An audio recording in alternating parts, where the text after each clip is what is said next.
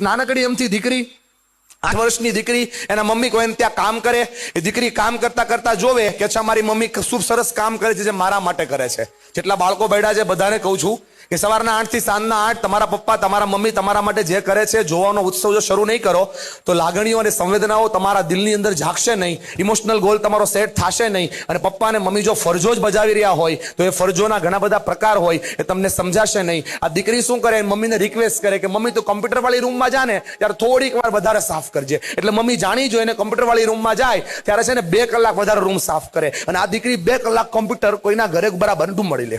થયું એવું કે એને આ કોમ્પ્યુટરમાં એટલો રસ જાગ્યો કે એને કોડિંગની અંદર ખૂબ ઇન્ટરેસ્ટ થયો.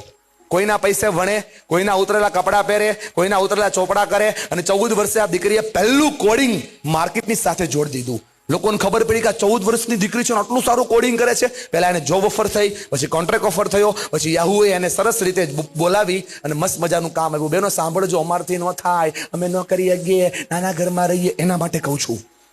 બેન આજના દિવસની અંદર એ બેન યાહુના CEO છે અને એનું નામ છે મેરીસા મેયર, જેનો એક દિવસનો પગાર 4 કરોડ ને 92 લાખ છે. એ બેન મોઢું બંધ કરી દે, માગ ઘૂસી જાહે.